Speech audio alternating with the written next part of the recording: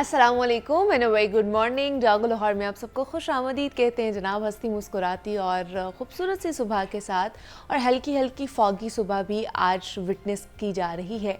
और इसके साथ मैं हूँ मुनीबा आसिफ। इस उम्मीद और इस दुआ के साथ हमेशा की तरह कि आप लोग इस वक्त जहाँ कहीं भी होंगे खैरियत से होंगे, अपना ख्याल भी रख रहे होंगे इस सर्द मौसम में। और अपने इर्द गिर्द, हमारे इर्द गिर्द ख़ास तौर पर इस तरह के बहुत से लोग मौजूद होते हैं जो जिनकी हेल्प करना हम सबकी ज़रूरत बन जाता है और ज़िम्मेदारी भी बन जाता है। तो उन लोगों का भी ख़ास करके इस ठंडे मौसम में, इस सर्द मौसम में हमने ख़याल रखना है और अपने माहौल का भी ख्याल रखना है ताकि इस स्मॉग की फ़रियत से हम बच सकें। माहौल साफ़ रहेगा तो हम भी सेहतमंद रहेंगे और अपनी ज़िंदगी अच्छे तरीके से खुश रहकर गुजार सकेंगे। अभी प्रोग्राम में आगे बढ़ेंगे और आज अपने प्रोग्राम का आगाज़ जिस बात से हम करने वाले हैं वो हमारी ज़िंदगियों के इंतहाई छोटे मगर इंतहाई ही अहमियत के हामिल नुक्ते पर करेंगे कि खाने के ज़िया का एहसास आपको या मुझे चाहे हो या ना हो, लेकिन उससे कदर पूछें जिसने एक वक्त का खाना 24 घंटे पहले खाया था। और अगर पाकिस्तान की बात कर ली जाए तो पाकिस्तान का शुमार दुनिया के उन ममालिक में होता है, उन कंट्रीज़ में होता है जहाँ लोगों की एक बड़ी तादाद ग़िज़ाई किल्लत का शिकार है। लेकिन इसके बावजूद भी हम होटल्स पर खाना लेते वक्त इंतहाई ज़्यादती कर देते हैं। फिर ये शादियों का सीज़न भी है, अगर आप शादी पे जाते हैं या आप दावतों पर जाते हैं तो अपनी ज़रूरत से ज़्यादा जो खाना है ना वो हम अपनी प्लेट में डाल लेते हैं जो हमसे खाया भी नहीं जाता और एट द एंड क्या होता है फिर वो वेस्ट हो जाता है, उसको फिर ज़ाया करना पड़ता है, उसको डंप करना पड़ता है। और इस्लाम में देखा जाए, इस्लामिक पॉइंट ऑफ व्यू से देखा जाए तो रिस्क को बहुत कदर की निगाह से देखा जाता है और इसे ज़ाया करना एक बहुत बड़ा गुनाह भी समझा जाता है। मगर बहुत ही कम ये देखने को मिलता है कि हम इतना खाना लें जितना हम खा सकें या जितनी हमारी भूख है। हम कितने मुहज़्ज़ब हैं ये किसी दावत पर ना पूरी तरह एक्सपोज हो जाता है कि आप कितने मुहज़्ज़ब हैं, आप कितने सोफिस्टिकेटेड हैं और आप कितने मतलब आपकी ज़ात, आपकी शख्सियत एक्चुअली में है कि आप किसी शादी पे जाते हैं, आप किसी दावत में जाते हो, जब आप अपनी प्लेट बनाते हैं ना उससे सारा कुछ एक्सपोज हो जाता है। और हर एक की यही कोशिश होती है कि प्लेट में ना हर एक चीज़ उठाकर अपने सामने रख ली जाए। लेकिन अफसोस से ये कहना पड़ता है कि शादी की तकरीब से लेकर मैयत वाले घर तक हम खाने में ज़्यादा से ज़्यादा बोटियां डालने की कोशिश में बहुत सारा जो हमारा खाना ना वो ज़ाया कर रहे होते हैं और ये हमारी एक पुख्ता आदत भी बन चुकी है। वैसे अगर सोचा जाए तो एक शख्स ज़्यादा से ज़्यादा कितना खाना खा सकता है, मतलब 2 रोटी, 3 रोटी या ज़्यादा से ज़्यादा 2 प्लेट चावल की खा लेगा। तो खाने का जो इतना हम ढेर लगा लेते हैं, जो पूरा पहाड़ हम लोग बना लेते हैं कहीं जाकर, इसकी क्या ही ज़रूरत है। हालांकि इस्लाम ने भी हमें ये हुक्म दिया है कि एतदाल से खाओ, ये सेहत के लिए बड़ा मुफीद है और भूख रख के खाओ। हम लोग तो भूख रख के नहीं खाते, हम तो पेट जब तक हमारा फटने वाला नहीं हो जाता ना तब तक हम रुकते ही नहीं है, हमारा हाथ नहीं रुकता। लेकिन क्या करें इस सोच का जिसे हमने अपना कल्चर ही बना लिया हुआ है कि कहीं खाना कम ना पड़ जाए या ख़त्म ना हो जाए तो फ़ौरन से ना जनाब उन चीज़ों को खा लिया जाए या उन चीज़ों से सिवाय हमारी भूख के और कुछ ज़ाहिर नहीं होता है। अगर हम एतदाल से काम लें तो शायद वही लुक़मा किसी गरीब के पेट में भी पड़ जाए। और खाने की कदर किया करें ताकि ये उन तक भी पहुँचे जो इसके सही तौर पर हकदार भी होते हैं या जो इससे मुकम्मल तौर पर महरूम होते हैं।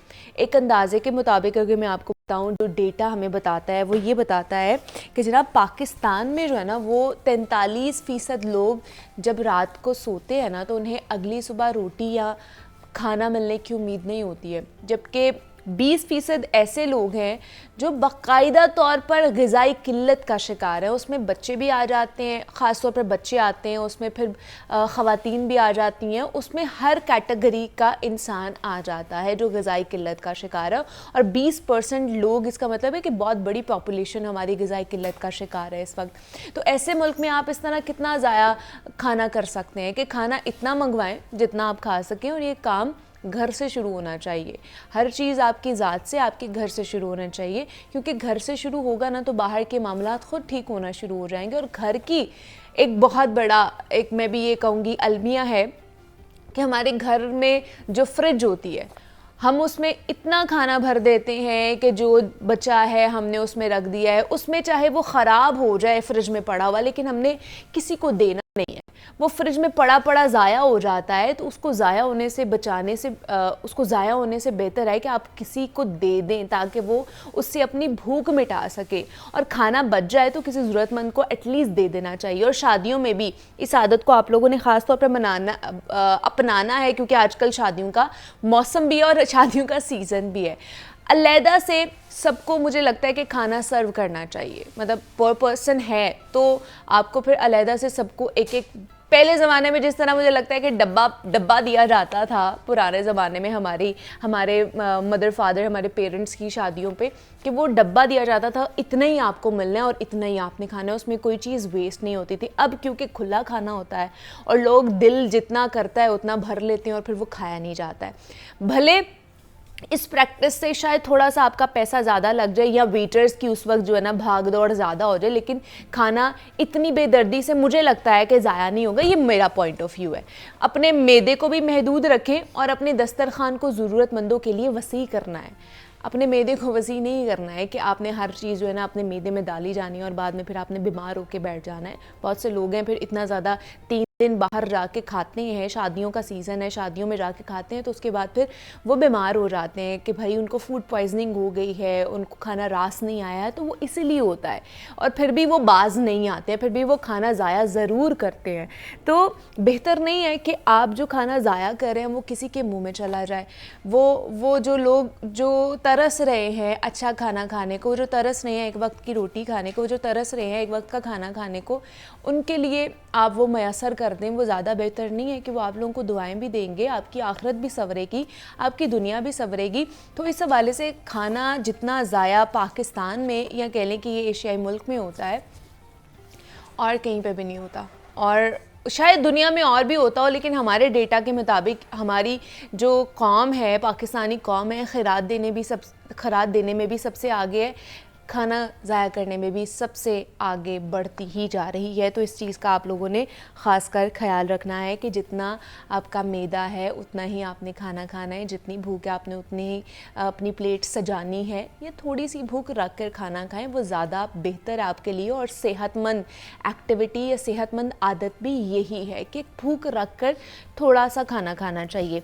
अभी तो यह जनाब हमने ये बात की है कि किस तरह अपना लाइफस्टाइल बेहतर करना है, अपनी आदतों को आपने बेहतर करना है। अभी प्रोग्राम में आगे बढ़ते हैं और कुछ एक्सरसाइज के हवाले से बात कर लेते हैं, क्योंकि एक्सरसाइज एक ऐसा डिपार्टमेंट है जनाब जिसकी तरफ से अवाम बड़ी परेशान है, शिकायत के अंबार लगा देती है। अगर अवाम से पूछा जाए, सवाल किया जाए कि आपको क्या स्मार्ट कार्ड मिल चुका है, क्या आपको नंबर प्लेट्स मिल चुकी हैं, तो जनाब इतनी ज़्यादा शिकायत की जाती हैं आवाम की तरफ से कि शायद हम वो बता ना सकें, आपको बयान ना कर सकें। और ख़ास तौर पर जो नंबर प्लेट्स वाला मामला है वो तो बहुत ही ज़्यादा गंभीर होता जा रहा है और प्रॉब्लमेटिक बनता जा रहा है, क्योंकि नंबर प्लेट्स नहीं होती हैं तो लोगों को पकड़ा जाता है, उनके खिलाफ़ कार्रवाई की जाती है, जुर्माने किए जाते हैं, चालान काटे जाते हैं उनके। तो इसमें अवाम का तो कोई कसूर नहीं है, क्योंकि उन्हें पीछे से ही नंबर प्लेट नहीं मिल रही है।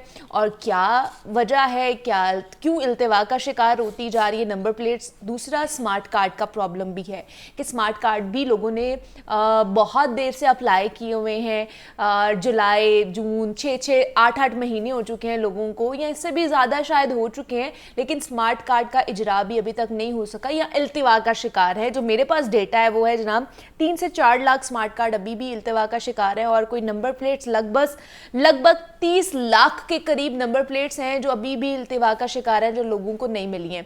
पैसे लोगों ने जमा करा दिए हुए हैं, हर चीज़ दे दी हुई है, लेकिन नंबर प्लेट्स या स्मार्ट कार्ड नहीं मिल रहे हैं। दूसरा जो ट्रांसफ़र होती है, गाड़ी की ट्रांसफ़र या बाकी चीज़ों की ट्रांसफ़र, वो सिस्टम बहुत ज़्यादा डाउन होता जा रहा है, वो उसमें प्रॉब्लम्स का सामना करना पड़ रहा है आम आदमी को। तो एक्साइज क्या क्या सहूलियात दे रहा है हमें, आप लोगों को, और वो किस तरह हम अवेल कर सकते हैं, उस पर हम डिटेल में बात करेंगे। इस वक्त हमारे साथ इन स्टूडियोज़ में मौजूद है मोहम्मद आसिफ साहब हैं, जो कि डायरेक्टर हैं एक्साइज लाहौर के। आसिफ साहब, आपको वेलकम कहती हूँ जागो लाहौर में। कैसे हैं आप? Thank you. आसिफ साहब, सबसे पहले तो मुझे एक्साइज डिपार्टमेंट के हवाले से बता दें कि कब कब से और अभी तक क्या क्या सहूलियात जो है ना वो एक्साइज आवाम को प्रोवाइड कर रहा है। अस्सलाम वालेकुम जी। पंजाब एक्साइज आपके इल्म में है कि एक रेवेन्यू कलेक्टिंग डिपार्टमेंट है। तो आवाम की सहूलत के लिए मैं, चूँकि मेरे पास कमाऊ बच्चा है ना गवर्नमेंट का, जी कह सकते हैं ना, रेवेन्यू डिपार्टमेंट है ना, जहाँ पे पैसे इकट्ठे किए जाते हैं, तो कमाऊ बच्चा होता है ना। हमारे घर में भी जहाँ पे को जो कमाऊ बच्चा होता है उसकी बड़ी देखभाल की जाती है। जी, आप बजा फरमा रहे हैं। तो पंजाब एक्साइज, मेरे पास चूँकि मोटर व्हीकल्स का चार्ज है लाहौर का, तो मोटर व्हीकल की हद तक हमारी तमाम जो ट्रांजैक्शंस हैं, पोस्ट रजिस्ट्रेशन की, ट्रांसफ़र वगैरह, वो ऑनलाइन हो चुकी हैं। उसके लिए आपको ऑफिस आने की ज़रूरत नहीं। अच्छा। न्यू रजिस्ट्रेशन की जहाँ तक बात है, तो उसमें Punjab excise at your door step हम एक प्रोग्राम लॉन्च करने लगे हैं, जिसमें ऐप्स और डेडिकेटेड हेल्पलाइन के ज़रिए जो ऑनरेबल लोग हैं वो अपॉइंटमेंट लेके हमारा राइडर उनके घर जाएगा। अच्छा। जैसे मतलब उन्हें दफ्तर आने की ज़रूरत नहीं होगी, घर जाएगा, मौके पे उनकी गाड़ी रजिस्टर्ड करेगा, बायोमेट्रिक होगी। और मज़े की बात कि इसमें तमाम जो पैसे का लेन देन है वो ऑनलाइन है। हम कैश हैंडलिंग नहीं करेंगे। ओके। इसके अलावा अभी रिसेंटली हमारे जो रिफॉर्म कमेटी है उसकी मीटिंग में हम जो न्यू रजिस्ट्रेशन है उसको भी ऑनलाइन करने जा रहे हैं। इसके अलावा हमारा एक मोबाइल ऑफिस जो वैन की सूरत में होगा, ये जो शहर के प्रोमिनेंट प्लेसेस है वहाँ पे हम पहले इसको थ्रू सोशल और प्रिंट इलेक्ट्रॉनिक मीडिया के चैनल की वसातत से हम लोगों को आगाह करेंगे। और एक जो ख़ास इलाका है, जैसे आप कह सकते हैं कि गुलबर्ग है या मॉडल टाउन है या फेज़ 5 है, वतीन चौक वगैरह, या बैरिया तलवार चौक है, वहाँ पे हमारा मोबाइल ऑफिस। और इसका फ़ायदा क्या होगा लोगों को? मतलब उसमें ये होगा, कुछ इलाके के लोग, चूँकि आप देखिए बैरिया मेरे जो ऑफिस हैं वहाँ से तकरीबन 20 से 25 किलोमीटर दूर है लाहौर में। दूर पड़ता है लोगों को। हाँ जी, तो हमारा मोबाइल ऑफिस ही लोगों के पास चला जाएगा। अच्छा। बैरिया में हम प्रॉपर, या बैरिया कह लें या कोई भी, जैसे मीनारे किसी भी इलाका, कोई भी इलाका हो गया, वहाँ पे अंदरून शहर है, तो वहाँ पे हमारा जो मोबाइल ऑफिस है वैन की शक्ल में वहाँ जाएगा। वहाँ मौके पे लोगों को रजिस्ट्रेशन ऑफ व्हीकल्स, अच्छा, टैक्स अदायगी, मलकियत ट्रांसफ़र, या अगर किसी का कोई ड्रेस वगैरह चेंज का कोई इशू है, कोई बायोमेट्रिक का इशू है, या किसी को अगर PSID ऑनलाइन पेमेंट के लिए, आपको पता है 1700 का कोड है, PSID अगर किसी को जनरेट करके पेमेंट करना नहीं आती तो मौके पे हम उन्हें ये सहूलत फराहम करेंगे। और साथ में हमारे राइडर होंगे। आपको पता है आज भी हफ्ते में 2 दिन हम जो बिला नंबरी गाड़ियाँ और जो टैक्स डिफ़ॉल्ट गाड़ियाँ उनके ख़िलाफ़ क्रैकडाउन किए जा रहे हैं। तो आज कब से ये कैंपेनिंग शुरू की हुई थी, ये क्रैकडाउन जो किया जा रहा है, और अभी तक कितनी गाड़ियों को जुर्माने और ये सारा आपको पता है फाइनेंशियल ईयर का आगाज़ 1 जुलाई से होता है। और ये चूँकि कंटिन्यूस प्रोसेस है, मई जून में पीक पे हम मतलब एफर्ट्स कर रहे होते हैं रिकवरी टारगेट्स मीट करने के लिए। लेकिन इस साल मेरी थोड़ी स्ट्रेटजी, या ये कह लें कि थोड़ा वर्किंग स्टाइल, हमारे ऑनरेबल DG जो है मोहम्मद अली साहब, उनकी फुल सपोर्ट से मुझे उन्होंने डायरेक्शन दी थी कि मई जून में बजाय कि हम लोगों के पीछे भाग रहे हों, डिफ़ॉल्टर्स के पीछे भाग रहे हो, तो आपने ये जो आप यूँ कह लें कि क्रैकडाउन्स कह लें या इन्फोर्समेंट कह लें या मतलब कह लें नाकाबंदी कह लें, तो इसको आपने शुरू फाइनेंशियल ईयर से ही करना है। अच्छा। जुलाई और अगस्त में चूँकि रिबेट पीरियड होता है तो जो ही रिबेट पीरियड ख़त्म हुआ था तो 1 सितंबर से आप कह लें कि हम ऑफ एंड ऑन और हफ्ते में 2 दिन आज भी शहर के 7 जगहों पे हमारे नाकाजात चल रहे हैं। अच्छा। तो बिला नंबरी गाड़ी, आपको पता है कि कोई भी क्राइम हो तो तकरीबन 90% अगर आप FIRs उठा लें, कोई भी क्राइम उसमें लाजमी 2, 3, 4, 5 व्हीलर गाड़ी का इस्तेमाल ज़रूर होगा। ओके, ठीक है। तो गाड़ियों की रजिस्ट्रेशन जो है एक्चुअली ये लॉ इन्फोर्समेंट को भी इन सेंस सपोर्ट करता है कि देखिए अगर नंबर ही नहीं होगा तो आप कैसे किसी क्रिमिनल की को ट्रेस आउट कर पाएंगे, क्योंकि गाड़ी की जो नंबर प्लेट सेफ सिटी के जो कैमरे ये किस उसमें पे नहीं है, वो डिटेक्ट नहीं उसको कर पाता है। किस पे चल रहा है, ये पंजाब साइज़ की नंबर प्लेट्स ही हैं। तो हम गाए गाए जहाँ तक जिद्दत और रिफॉर्म्स की बात है तो साथ थोड़ी सी सख्ती भी करनी पड़ती है। अच्छा, लेकिन अभी जैसे आप कह रहे हैं कि जिन्होंने टैक्स नहीं पे किया वो उन गाड़ियों को भी आप लोग पकड़ रहे हैं, उसके खिलाफ भी क्रैकडाउन हो रहा है, तो अभी तक इस कैंपेनिंग के थ्रू कितनी गाड़ियां जो है वो उनको बंद किया गया है या वार्निंग दे के छोड़ देते हैं? नहीं नहीं, हम वार्निंग देते थे, बल्कि हमने इसको ज़्यादा और मतलब कोर्स से इन सेंस किया है कि हम व्हील लॉक्स लगा देते हैं। अच्छा। अमेरिकन स्टाइल या यू कह दे जैसे बड़ी गाड़ियों के लिए हमने बहुत बड़े बड़े संगल ख़रीदे हुए हैं। इसके अलावा चलानिंग है हमारी, और सबसे जो अहम बात मैं यहाँ करना चाहूँगा कि मौके पे हम चूँकि अब टैक्सेस की अदायगी पंजाब गवर्नमेंट के जो टैक्सेस हैं स्पेशली पंजाब एक्साइज के वो ऑनलाइन है, तो मौके पे हम PSID जनरेट करके मौके पे भी ज़्यादातर चालान का आप- मौके पे ही पेमेंट करवाते हैं। जो भी हमारा परसों होल्ड अप था अच्छा। मंगल वाले दिन, उसमें 1,54,00,000 रुपया गाड़ियों के जो टोकन टैक्स की मद में हमने हम इकट्ठा किया आप लोगों जी, ने। collect लेकिन किए। सर ये तो चले ये हो गया ना टोकन टैक्स जिन्होंने अदा नहीं किए हैं उनका। अब स्मार्ट कार्ड पे थोड़ा सा बात कर लेते हैं कि वो भी इल्तिवा का शिकार है। लास्ट टाइम भी आप आए थे तो आपने हमें इंश्योर कराया था कि प्रॉब्लम जो है ना वो हल हो जाएगी किसी ना किसी हद तक। अब आपके बकौल जो है ना वो प्रॉब्लम हल हो रही है, लेकिन एक एग्जाम्पल हमारे बिल्कुल सामने आ गया। आपने मुझे कहा कि अक्टूबर का जो बैकलॉग है, जुलाई का बैकलॉग भी हमारे पास मौजूद है जो आपके सामने हमने रखा भी है। क्या कहेंगे कि वो कब तक जो है प्रॉब्लम हल होगी? दूसरा, नंबर प्लेट्स की प्रॉब्लम बहुत ज़्यादा हल वो प्रॉब्लमैटिक जो है ना वो सिचुएशन ख़राब होती जा रही है। बेचारे अवाम जो है वो नंबर प्लेट के पैसे दे चुके हैं, वो स्मार्ट कार्ड के पैसे दे चुके हैं, फिर वो चालान को भी उनके भुगतना पड़ता है, कार्रवाई भी उनके खिलाफ होती है, जुर्माना भी उन्हें देना पड़ता है। ये तो फिर अवाम के ऊपर बोझ है ना। जी, आप के लास्ट प्रोग्राम में मैंने बड़ा कैटेगोरिकली ये कहा था कि जो हमारा टेंडर वो फाइनल हो चुका है, और अच्छा। जो प्रिंटिंग ऑफ स्मार्ट कार्ड है वो मतलब स्टार्ट होने जा रही है। तो हफ्ता पहले से प्रिंटिंग शुरू हो चुकी है, और आपकी चैनल के वसातत से मैं बड़े फ़ख्र से ये कहना चाहूँगा कि लाहौर की हद तक 12,000 जो 4 व्हीलर कार्ड्स हैं वो हमें मसूल हो चुके हैं। अच्छा।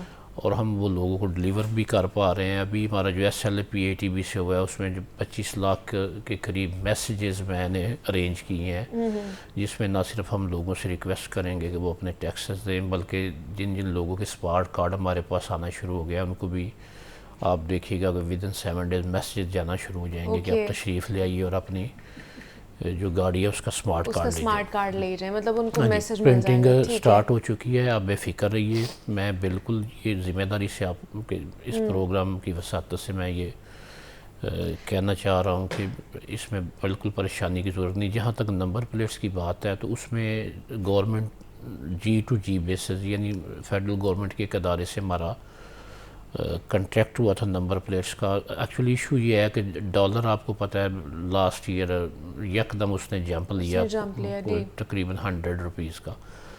तो जो कीमत हमने देनी थी जो आवाम से लेके हम आगे उसकी कीमत भी बढ़ रही है, नंबर प्लेट की भी कीमत बढ़ रही है और स्मार्ट कार्ड की भी कीमत बढ़ रही है। ये तो आप हमें बता नहीं रहे। मैं कहा चले मैं ही बता दूं अपनी आवाम को, तो कितनी कीमत अब कर रहे हैं आप लोग और कितने % कीमत बढ़ा रहे हैं? चलिए ये बता दें। नहीं, अभी तो अभी नहीं बढ़ी, अभी नहीं बढ़ी। अच्छा। अब जो पिछले चूँकि आर्बिट्रेशन में लिटिगेशन में मामला चला गया तो उस वजह से फॉर द टाइमिंग जो प्रिंटिंग ऑफ नंबर प्लेट्स है वो रुकी वो पड़ी रुकी हुई है, ठीक है। लेकिन उसके लिए अभी ऑनरेबल सेक्रेटरी और डीजी साहब ने एक समरी सीएम साहब को भेजी है। मुझे उम्मीद है कि उससे ये मसला हल होने जा रहा है और तकरीबन 19 लाख नंबर प्लेट्स पुराने रेट पे ही हमें मिलेंगी। नंबर प्लेट्स की जो प्रिंटिंग है वो भी स्टार्ट होने जा रही है। अच्छा, स्मार्ट कार्ड तो बिल्कुल मिलेंगे, नंबर प्लेट्स भी मिलेंगे, लेकिन मैं यहाँ पे एक और रिक्वेस्ट करूँगा कि कीमत बढ़ रही है इनकी कि नहीं बढ़ रही? स्मार्ट कार्ड नंबर की? प्लेट्स की स्मार्ट कार्ड की? स्मार्ट कार्ड की बिल्कुल कीमत बढ़ रही है। अच्छा, हाँ, पहले 650 रुपया था और अच्छा। अब तकरीबन 1300। 1300? हाँ जी, मतलब लेकिन डबल है। आप देखिए ना कोई कि 100 रुपया नहीं बढ़ाया, कोई 200 रुपया नहीं बढ़ाया, नहीं, ये कमाऊ पुत ज्यादा ही हो आप गए। कंपैरेटिवली देख लें बाकी जो प्रोविंसेस है और इस्लामाबाद, उनसे तो हम बहुत कम ले रहे हैं। नहीं, कम ले रहे थे। अच्छा, हाँ जी, ये तो अभी कंपेटिटिव चूँकि बिडिंग थी पेपरा रूल्स के तहत, तो ये तो डेफिनेटली उसमें जो अच्छा, रेट ऑफर हुए हैं उसी पे जो कंपेटिटिव बिडिंग में जो लोएस्ट था, बल्कि उससे भी जो उसने ऑफर किया उससे भी हमने उससे कम पे उससे रिक्वेस्ट की है और वो सही। चीज़ें इसका मतलब है जो अब लोग बनवाने जाएंगे अपना स्मार्ट कार्ड, उनको 1300 रुपए लगभग जो है ना वो जमा कराने पड़ेंगे, फिर उन्हें स्मार्ट कार्ड मिलेगा। अब 600 650 वाली जनाब जी, को ही देने, आप और कह उसके सकते बाद हैं। भी उन्हें काफी देर तक इंतजार करना पड़ेगा, फिर जाके उन्हें स्मार्ट कार्ड दिया जाएगा। ऐसे ही है या इस दफा उन्हें जल्दी मिल जाएगा? नई प्रिंटिंग शुरू हो चुकी है। आप देखिएगा कि अभी फुल ठीक थ्रॉटल पे प्रिंटिंग होने जा रही है और 15 से 20 हज़ार की जो डेली की कैपेसिटी है प्रिंटिंग की, उसको हम मीट करने जा रहे हैं। तो आप देखिएगा स्मार्ट कार्ड का हद तक तो ये इशू वुड भी रिजॉल्व, वो भी रिजॉल्व हो जाएगा। और मैं तो चाहूंगी कि सर नंबर प्लेट्स का भी जो प्रॉब्लम है उसको भी जल्द रिजॉल्व किया जाए, ताकि लोगों की जो परेशानी है ना उनको थोड़ा सा रिलीफ मुहैया किया जाए। दूसरा सर, जो एक्साइज दफातर के बाहर टाउट माफिया जो है वो बहुत सरगर्म है, लोगों से पैसे बटोर लेता है, उसके बाद वो गायब हो जाता है, लोगों को लालच देके कि हम जल्दी आपका जो है ना वो कर लेंगे। एक तो ये, और एक्साइज डिपार्टमेंट इस हवाले से क्या कार्रवाई कर रहा है, और दूसरा ऑनलाइन सिस्टम्स भी आपके बड़े डाउन हो जाते हैं ट्रांसफर के मामले में भी और सारे मामले में, उसके हवाले से आप लोगों ने क्या इकदाम उठाए हैं? सर पहले टाउट माफिया के हवाले से बताइए। टाउटों की हद तक मैं ये कहूँगा कि एनक्रोचमेंट जो है ये डिस्ट्रिक्ट गवर्नमेंट का सब्जेक्ट है। अच्छा, और जो ये टाउट बाहर बैठे हैं उनको देखें, ये आप लोगों के अंडर नहीं आते जी हैं? मैं उधर आ रहा हूँ। इनको टेक्निकली हम नॉकआउट करने जा रहे हैं। जब तमाम चीज़ें ऑनलाइन होंगी, आपको पता है कि पोस्ट रजिस्ट्रेशन की तमाम ट्रांजैक्शंस ऑनलाइन, और जो न्यू रजिस्ट्रेशन है वो न सिर्फ हम ऑनलाइन करने जा रहे हैं बल्कि Punjab excise at your door step एक हमारा लाहौर की हद तक पायलट लॉन्च होने जा रहा है। ठीक। तो अगर देखिए कोई दफ्तर किसी को आना ही ना पड़ा, हाँ, तो फिर तो टाउट टाउटों के थे कैसे बचड़ेगा? ठीक है। तो टेक्निकली ये नॉकआउट होने जा रहे हैं। आप टेक्निकली देखिएगा तो ये नॉकआउट आप कर लेंगे, लेकिन आपका सिस्टम ही डाउन हो जाए तो फिर क्या करेंगे? 18 साल बाद पंजाब एक्साइज ने सिस्टम को अपने को कह लें कि रिवैम्प किया है। अच्छा। हम नए सिस्टम पे चले गए हैं। अपग्रेड किया है। हाँ जी, और आपको पता है जो हमारा पुराना सिस्टम था वो चूँकि पुराना मॉडल था, उस पर लोड बहुत था। दीगर जो अदारे सरकारी डिपार्टमेंट्स हैं उनसे चूँकि कनेक्ट थे हम। हाँ जी जी जी। तो जो नया सिस्टम है डेफिनेटली जो जब भी कोई नया सिस्टम लॉन्च करते हैं उसमें छोटे मोटे प्रॉब्लम आते हैं और एरर्स आ जाते हैं, तो आप उनको देखिए बेहतर 3 अरब ठीक रुपया है। नए सिस्टम से हमने लिया और तकरीबन 2.5 से 3 लाख गाड़ियां रजिस्टर वाह हुई वाह, हैं। क्या बात है। तो जो पुराना डाटा है जो ट्रांसफ़र की हद तक थोड़े से इश्यूज हैं, तो साथ में मेंटेस बेस्ड चले वो भी रिजॉल्व जी, हो जाएंगे resolve हम जल्द साथ अज साथ जल्द करते जो है ना, जा रहे हैं। क्योंकि कहीं जब नया सिस्टम आता है तो जहाँ पे उसके अच्छे समरात होते हैं वहाँ पर कहीं ना कहीं लूप होल्स भी निकल आते हैं, तो उनको ओवरकम करने के लिए थोड़ा सा हमें टाइम चाहिए होता है। तो एक्साइज के हवाले से बात कर रहे थे, होप्स हो के तमाम तर जो प्रॉब्लम्स हैं जिनको हमने हाईलाइट आज किया है वो जल्द अज जल्द हल हो जाएं और आप लोगों की जो प्रॉब्लम्स हैं वो ख़त्म भी हो जाएं। मोहम्मद आसिफ साहब हमारे साथ मौजूद है। आसिफ साहब बहुत शुक्रिया आपके वक्त का कि आप यहाँ पर आए, डायरेक्टर हैं एक्साइज लाहौर के, और यहाँ पे एक छोटी सी ब्रेक लेती हूँ, मिलते हैं उस ब्रेक के बाद।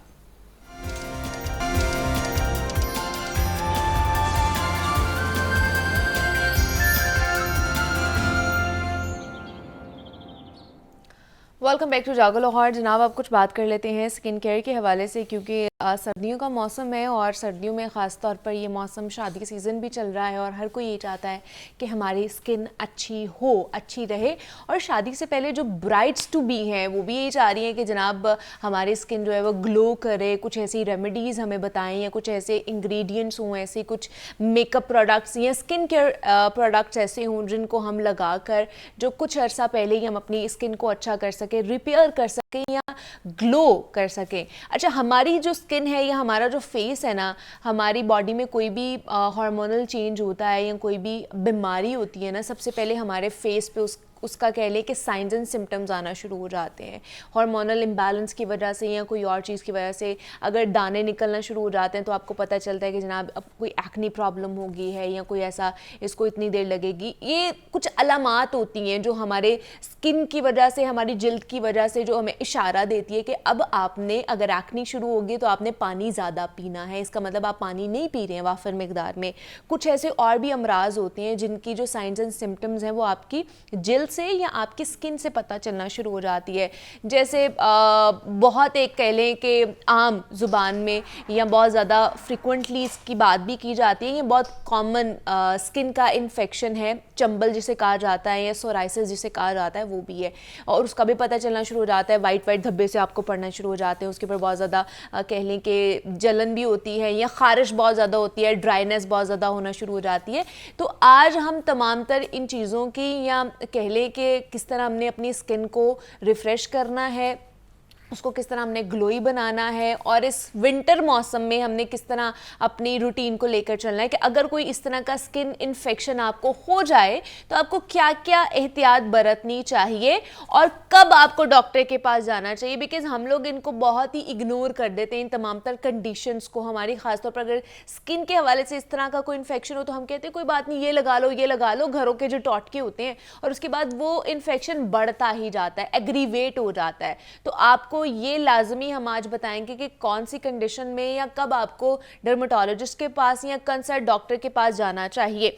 दूसरा, ड्राइनेस बहुत ज़्यादा हो जाती है क्योंकि सर्दियों में मॉइस्चराइज़र हमें लगाना चाहिए, लेकिन बहुत से लोगों को ना बहुत ज़्यादा ईचिंग होती है या ख़ारिश बहुत ज़्यादा होती है स्किन पे, मुंह पे, या आप वैसे कह लें पूरी बॉडी में। तो उसकी क्या वजह है, उस पर भी बात करेंगे। और लड़कियों के बारे में तो आज हम बात करेंगे ही करेंगे, क्योंकि हमें तो चाहिए ग्लोइंग स्किन, तो उस पर भी बात करेंगे किस तरह की हमारी रूटीन होनी चाहिए। तो उस पर बात करने के लिए डॉक्टर ईमा शाहीन, डर्मेटोलॉजिस्ट, हमारे साथ मौजूद हैं। उनसे बात करते हैं। डॉक्टर ईमा, आपको वेलकम कहती हैं जागो लाहौर में। कैसी हैं आप?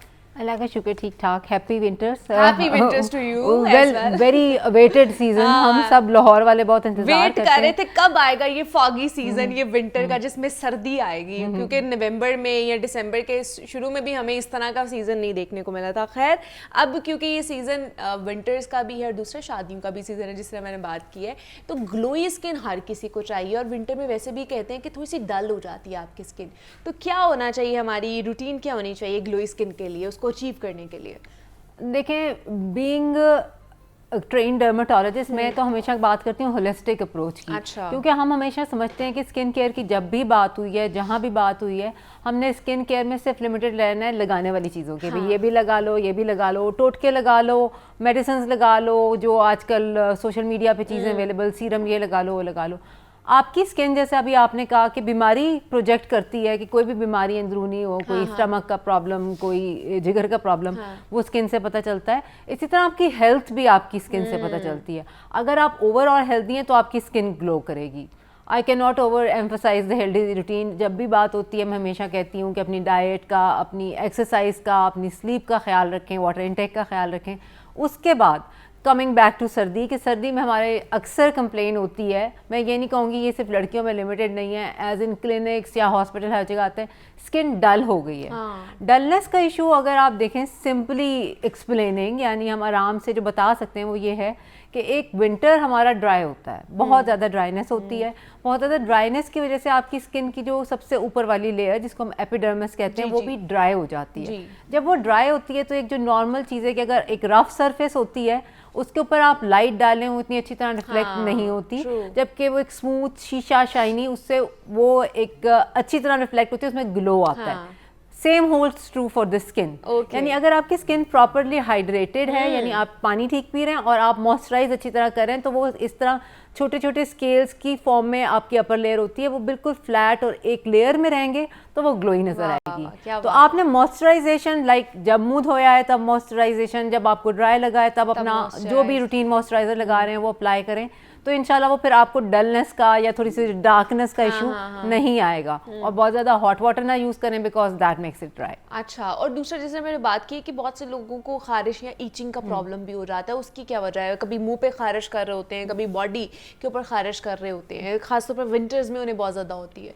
देखिए इसमें यही है कि आपने भी शायद नोटिस किया हो या हमारे व्यूअर्स ने भी चीज़ देखी हो कि जिन लोगों की ड्राई स्किन होती है, अदरवाइज मतलब इनहेरेंटली ड्राई है कि गर्मियों में भी थोड़ी ड्राई, वो विंटर्स में बहुत ज़्यादा और ड्राई हो जाती है। उन्हीं लोगों को ज़्यादातर ये प्रॉब्लम विंटर्स में और ज़्यादा खारिश, यानी बहुत ज़्यादा खारिश जो थोड़ी बहुत होती थी वो पूरी बॉडी पे, और वो ट्रबलसम यानी उनको तंग करना शुरू कर देती है।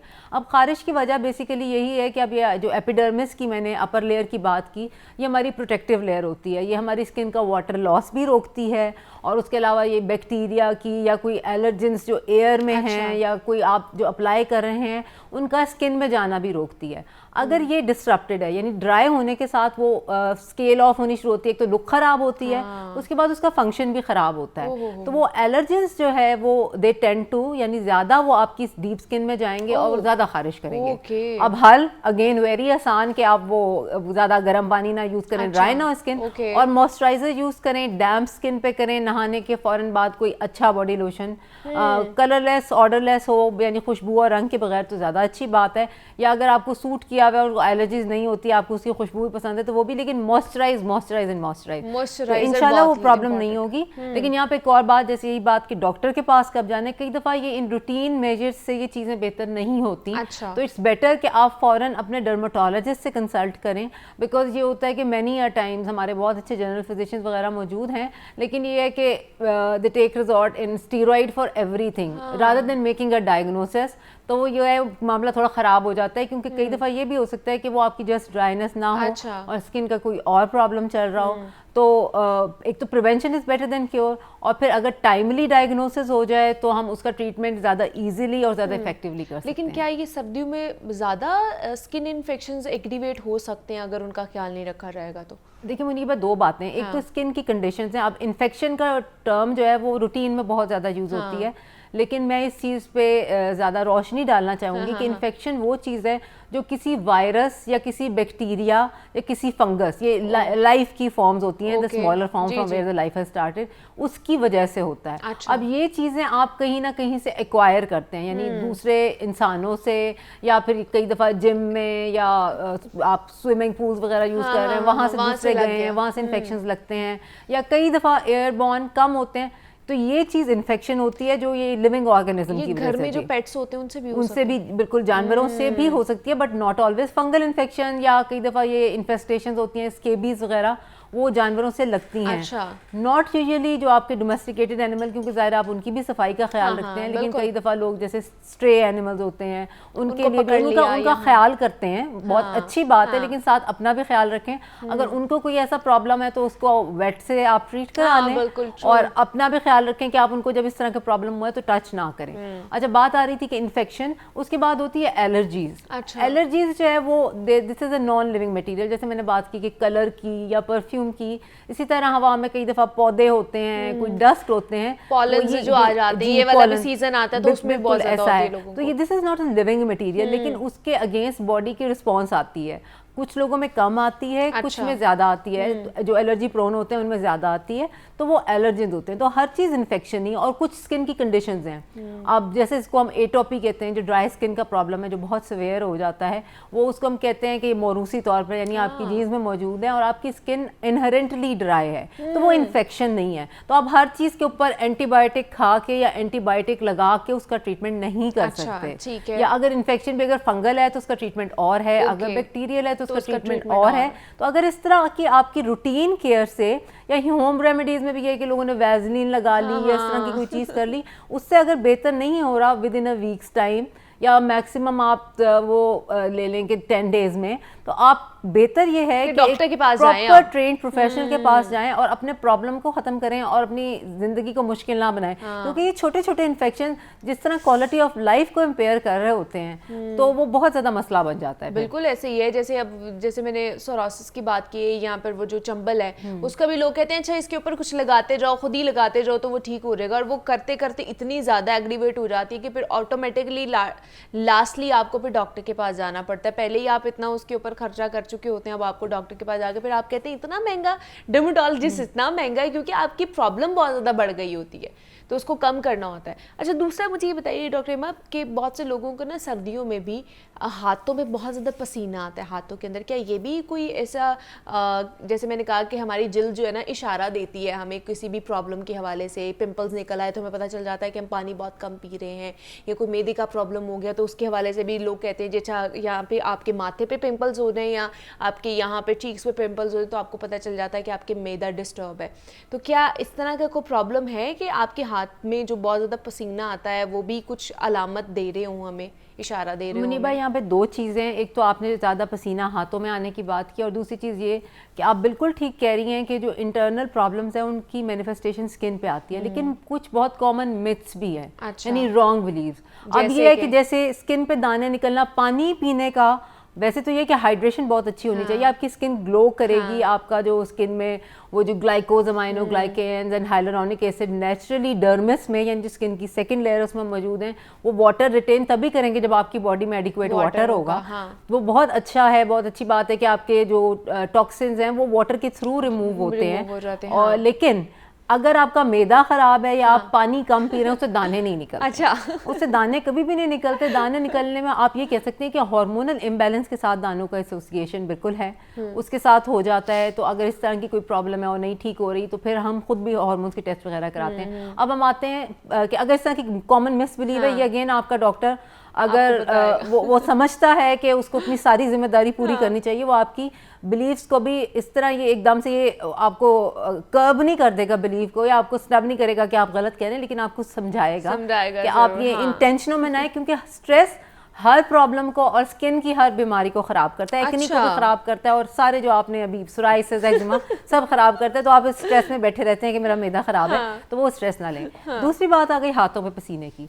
हाथों पे पसीना, there can be a reason inside. अच्छा। क्या जैसे हम कहते हैं कई दफ़ा ये अगेन हार्मोनल प्रॉब्लम है, थायराइड ग्लैंड, हमारी पब्लिक काफ़ी अवेयर है थायराइड का प्रॉब्लम ये वो चल रहा होता है। कई दफ़ा ये होता है अगर उसका थायराइड हार्मोन का लेवल बढ़ जाए तो उसकी वजह से और भी सिम्टम्स आते हैं, लेकिन हाइपर हाइड्रोसिस या पसीना ज़्यादा आना, बहुत ज़्यादा पसीने आते हैं, या हाथ तो वार्म स्वेटी हाथ होंगे, आपका हार्ट रेट ज़्यादा हो जाएगा, इस तरह का प्रॉब्लम। तो गर्मी हो या सर्दी हो, उनको गर्मी लग रही होती है, हाथों में पसीना हो रहा होता है। तो अगर इस तरह की कोई प्रॉब्लम आ रही है, यानी आप इतने तंग हो रहे हैं, तो कोई मुझे नहीं लगता कि सेंस बनता है कि आप घर में बैठे रहें, आप जाएं डॉक्टर के पास, प्रॉपर्ली इन्वेस्टिगेट कराएं। ठीक है। लेकिन कुछ लोगों को हम कहते हैं इडियोपैथिक, यानी without any reason hyperhidrosis, यानी ज़्यादा पसीना आने की प्रॉब्लम होती है। अब उसमें ये होता है कि गर्मी में तो they take it as normal के बाकी बॉडी पर भी पसीना आ रहा है, तो ठीक है, हाथों पे भी आ रहा है, आता रहे। लेकिन सर्दियों में आमतौर पे एग्जाम्स का भी सीजन आ जाता है, तो बच्चे बहुत तंग हो रहे होते हैं कि जी हमने लिखना है, हमारी इंक सारी स्प्रेड हो रही है, पसीना आ रहा है। लेकिन अगर ये इडियोपैथिक हाइपर हाइड्रोसिस, आप इसको लेबल नहीं कर सकते जब तक आप डॉक्टर से कंसल्ट ना करें। अंदर कोई प्रॉब्लम नहीं है, उसके बाद भी आपके हाथों पाँव पे या आपके एक्जिला में कई दफ़ा ये होता है। इस तरह भी एक बच्ची मेरे पास है कि शादी है मेरी, विंटर सीजन है, इतना पसीना आता है कि मैं शर्ट पहनती हूँ तो वो सारी गीली हो जाती है। अब एक बात ये है कि इसके ट्रीटमेंट्स मौजूद हैं, हम टॉपिकल एप्लीकेशंस के साथ भी इसको ट्रीट करते हैं। इसके अलावा ये कि अगर if that is not working well, तो उसके बाद जो है इंटरफेरेंस के नाम से एक प्रोसीजर होता है, वो आपको रिपीटेडली मतलब डॉक्टर क्लिनिक में या हॉस्पिटल में जाके करवाना पड़ेगा। उसके अलावा ये है कि बोटॉक्स भी, it just not has cosmetic use. Cosmetic के लिए हर चीज़ सबसे पहले आगे लोग बोटॉक्स कहते हैं, लेकिन हाइपर हाइड्रोसिस के ट्रीटमेंट में भी बोटॉक्स यूज़ होता है। वो इंजेक्शन लगवाते हैं, वो जो भी एरिया इन्वॉल्व हो वहाँ पे, और 4-6 महीने के लिए आपका प्रॉब्लम बहुत अच्छी तरह सॉल्व हो जाता है। इसके बाद खाने की दवाइयाँ भी है, लेकिन अगेन वो डॉक्टर ही देगा क्योंकि उसके बहुत ज़्यादा साइड इफ़ेक्ट्स हैं। एंड प्रोवाइडेड कि ये चीज़ें हमारी लगाने वाली और जो लोकल काम करने वाली चीज़ें काम नहीं कर रही, only then we move on to that step. और उसके बाद फाइनली सर्जरीज का भी ऑप्शन होता है, बट वो बहुत देर में आता है, तो आप एकदम से सर्जन के पास ना पहुँच जाए कि जी मेरा ये हाथों पर आ रहा है तो मेरी सिम्पैथेक्टमी कर दें। तो इसलिए डॉक्टर को मौका दें कि वो आपका ट्रीटमेंट प्लान करे, आप डिस्कस जरूर करें, आप अपनी प्रॉब्लम्स, अपनी ऑप्शंस वो जरूर, क्योंकि हर ट्रीटमेंट इज टेलर मेड। ये नहीं अब ये मैंने तो ये वाली क्रीम लगाई थी, ठीक हो गया, तो तुम भी करा लो, तुम भी लगा लो, हाँ। तुम भी लगा लो, अगले दिन पता चलता है कि उससे एलर्जिक रिएक्शन के साथ आई बैठी है। एग्जैक्टली, तो ये थोड़ा सा आप क्योंकि ख्याल आपकी रखें। स्किन टाइप और है, किसी और की स्किन टाइप और है, तो जरूरी नहीं है कि वो उसको सूट किए तो आपको भी सूट करे। अच्छा, दूसरा जिसने हमने बात की डॉक्टर एमा कि शादियों का सीजन है, तो शादियों में आपको पता है कि लड़कियां चाहती हैं कि हम जरा अच्छे लगे, हमारी स्किन बड़ी हेल्दी हो, तो हाइड्रा फेशियल हर कोई कराना चला जाता है और वो फिर पैसे भी लौटा के आ रहा होता है, उनके ऊपर अच्छा खासा हाइड्रा फेशियल के पैसे होते हैं। तो क्या हाइड्रा फेशियल सब करा सकते हैं या कुछ लोगों को नहीं कराना चाहिए, और वो कौन से लोग हो सकते हैं जिनको नहीं कराना चाहिए, या फिर ये सबके लिए सूटेबल है? देखिए, एक तो आपने शादी सीजन की बात की, और जैसे हर जगह जहाँ भी पेशेंट्स आते हैं, इवन मैं कहूँगी कि क्लाइंट्स, क्योंकि उन बच्चियों को मसला कोई नहीं होता, बल्कि लड़के भी आते हैं कि हमने बहुत खूबसूरत लगना है, और शादी से पहले भी और शादी के बाद भी। तो ये अब ट्रेंड आ गया, अच्छी बात है। तो जिस तरह एक प्री मैरिज काउंसलिंग हमारे यहाँ आई, अभी कोई नहीं है कि, लेकिन जैसे एक साइकोलॉजिकल बेसिस पे कंपैटिबिलिटी चेक करने के लिए, या जो न्यू कपल होता है उनको समझाने के लिए कि how to deal with this huge change in life होती है। इस तरह मैं कहूँगी कि if at all you can afford, तो आप एक प्री मैरिज स्किन केयर की भी काउंसलिंग ले लें। वाह वाह, क्या बात है। इफ और जनरल जो एडवाइस है, मतलब अगर कोई अफोर्ड नहीं कर सकता, ऑब्वियसली हर किसी के पास में रिसोर्सेज नहीं होते, तो उसमें दो तीन बातें बताऊंगी कि प्री मैरिज आपने कोई नई स्किन केयर रूटीन नहीं स्टार्ट करनी है। ओके। क्योंकि आपको नहीं पता आपकी स्किन की उस वक्त सेंसिटिविटी आ गया, आप नए नए सीरम लगा रही हैं जिससे ग्लो बहुत अच्छा, वो मेरी कजन ने लगाया था, वो क्रीम लगा ली, फिर स्टीरॉइड क्रीम से होता है, ये बड़ी commonly over the counter available क्रीमें हैं जो बड़े बड़े नामों से आई हुई हैं, बहुत एड्स आते हैं, हम कोशिश के बावजूद भी कोई लेजिस्लेशन नहीं बनवा सके कि उनको रोका जाए। वो स्किन को फॉर द टाइमिंग बहुत आपको ग्लोई कर, बाद में इतने दाने, बाल, स्किन थिन, रेड लाइनें, तो आपने कोई नाइट क्रीम, कोई नई स्किन केयर रूटीन, चाहे वो बाद में आप कर लें यूज़, वो अच्छी है, वो भी आप ना स्टार्ट करें, क्योंकि आपको नहीं पता, कई लोग विटामिन सी से एलर्जिक होते हैं, कई एलोवेरा से एलर्जिक होते हैं, जो अदरवाइज आपको लगता है कि हार्मलेस चीजें हैं, लेकिन आप नई चीज पे ना जाएं। उसके बाद ये है कि अगेन अपनी डाइट का, वाटर इनटेक अच्छा रखें, स्लीप का ख्याल रखें, क्योंकि ज़ाहिर तैयारियां चल रही हैं, स्ट्रेस पड़ी होती है, ये चीज़ नहीं हुई वो नहीं हुई, स्ट्रेस के साथ ख़राब होता है। स्ट्रेस थोड़ी बहुत हर काम से हर किसी को होती है, बट जहाँ तक पॉसिबल हो उसको आप कोशिश करें कि अवॉइड करें। सन ब्लॉक का इस्तेमाल अगर आप पहले से यूज़ कर रहे हैं सन ब्लॉक, उसे कंटिन्यू करें। धूपों में लड़कियां फिर रही होती हैं, बाकी टैनिंग हुई होती है, बाद में फिर कहती हैं अब हम इसका क्या करें, exactly. उसके बाद बात यह है कि अपनी स्लीप हैबिट कोशिश करें to sleep at a good time के 9-10 बजे सो जाएं, पूरी अपनी रात की 6-8 घंटे की स्लीप पूरी करें, क्योंकि वो आपकी ड्रेन्ड लुक बाद में आनी है। वो आप ढोलकियां तो बजाते रहेंगे लेकिन बाद में आप एंजॉय आपने फिर कहना ये क्या था, मैं सो रही थी। एक दिन की नहीं, मतलब वो क्योंकि महीनों पे ढोलकियां चलती हैं, इसमें 1-2 दिन अगर आप जाग लिए तो कोई ऐसा मसला नहीं है। लेकिन ये कि महीनों पे ढोलकियां चल रही हैं, डांस हो रहे हैं, तो बाद में मैं तो फ्रेश नहीं लग रही। उसके बाद बात ये आती है कि हमें हाइड्रा फेशियल कराना चाहिए या नहीं कराना चाहिए। ये बात आपने बिल्कुल ठीक की है कि हाइड्रा फेशियल वैसे रूटीन में अगर आप देखें, अगर एक नॉर्मल स्किन है तो कोई भी करा सकता है, क्योंकि इसके स्टेप्स होते हैं। पहले आप डर्म एब्रेजन करते हैं, फिर वैक्यूम एक्सट्रैक्शन करते हैं, फिर कुछ सीरम्स होते हैं जो आप लगाते हैं। कई दफ़ा मेजॉरिटी ऑफ टाइम उसके साथ मास्क कंबाइन करते हैं, और फिर एलईडी लाइट जो होती है depending upon the skin type. एक तो मैं ये कहूँगी आपने कराना है तो ज़रूर आप ये कराएं किसी प्रॉपर प्रोफेशनल से। मतलब बेटर डर्मेटोलॉजिस्ट आप कहेंगे वो तो कर रहे हैं 5,000 में, सैलून वाले भी आजकल कर रहे हैं 5,000 में, 2,000 में, कितने में भी कर रहे हैं। एक तो मशीन आप ये कहेंगे गाड़ी जो है वो एक छोटी सी खटारा टाइप की गाड़ी या इवन चिंगजी रिक्शा भी है, और एक बड़ी सैलून कार भी है। दोनों के अंदर आपने ट्रेवल ही करना है, लेकिन आपका जो उसके साथ फीलिंग आ रही है वो डिफरेंट है। एक मशीन की टाइप, उसके बाद ऑपरेटर, एक जो है वो 12 साल का लड़का खड़ा खड़ा चलता चला रहा है, एक प्रॉपर प्रोफेशनल ड्राइवर है जिसको हर चीज का पता है, आपका एक्सीडेंट का चांस भी कम है और आपकी ड्राइव भी स्मूथ जा रही है। तो उसमें फर्क होता है। इसलिए बेहतर है कि आप उनसे कराएं। अगर आप नहीं अफोर्ड कर सकती तो स्किप कर नहीं कराएं, उसमें कोई बहुत एक्स्ट्रा बेनिफिट नहीं आपको होने वाला। दूसरी बात, किसने नहीं कराना। अगर आपकी स्किन ऑलरेडी सेंसिटिव है तो जैसे मैंने कहा उसमें कई विटामिन सी सीरम या माइल्ड एसिड्स वगैरह, उसमें ग्लाइकोलिक एसिड वगैरह यूज होते हैं, तो हो सकता है आपको उससे रिएक्शन ना हो। तो एक तो ये आप फौरन एक दिन पहले ना करें, एट लीस्ट आप उसको अ वीक बिफोर कराएं, ताकि अगर कोई प्रॉब्लम होनी हो तो हम उसको बीच में ठीक करने का हमारे पास टाइम हो। उसके बाद बात ये है कि कौन सी स्किन कंडीशंस हैं जिसमें हमने नहीं कराना। एक तो आपका डॉक्टर जब होगा वो आपसे पूछेगा जो वो सीरा यूज़ कर रहा है कि आपको इनसे कोई एलर्जी सेंसिटिविटी तो नहीं है। उसके अलावा कई दफ़ा स्ट्रेस के साथ एक चीज़ हम उसे कहते हैं हर्पीज लेबियालिस, यहाँ पे छोटे छोटे बुखार के साथ कहते हैं दाने निकल आते हैं। अगर इस तरह का प्रॉब्लम है आप बिल्कुल मत कराएं। अगर एक्टिव है तो हम करेंगे नहीं, मतलब जो अगर जो डॉक्टर होगा ना वो तो बिल्कुल नहीं करेगा, आपने नहीं कराना, बिकॉज वो इन्फेक्शन पूरे फेस पे स्प्रेड हो जाता है, it can lead to scarring which may be permanent.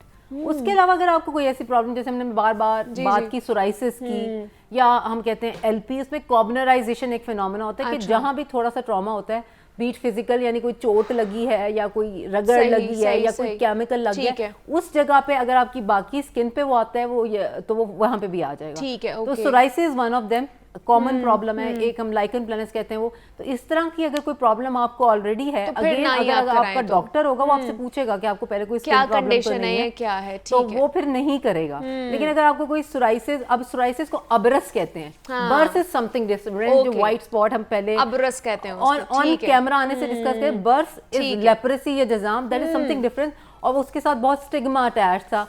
इसका जिक्र जो है कुरान शरीफ में भी आया। इसमें मेरे ख्याल से हम लोग नेक्स्ट वाले जो हमारी होगी, लेकिन यहाँ ये डिफरेंशिएशन क्योंकि लोगों को बहुत टेंशन दे सकती है चीज, बर्स और अबरस में फर्क जरूर जरूर इस पे हम अगले जो है ना हमारे जो टॉपिक होगा या अगली जो हमारी नशिस्त होगी डॉक्टर हिमा के साथ, उस पे हम बात करेंगे या अबरस या बर्स है क्या, इसमें डिफरेंशिएट करेंगे और इसकी जो ट्रीटमेंट है वो भी आपके साथ शेयर करेंगे। लेकिन आज के लिए डॉक्टर हिमा बहुत शुक्रिया आपके वक्त का कि आप यहाँ पर आई। यहाँ पर एक छोटी सी ब्रेक, मिलते हैं इस ब्रेक के बाद।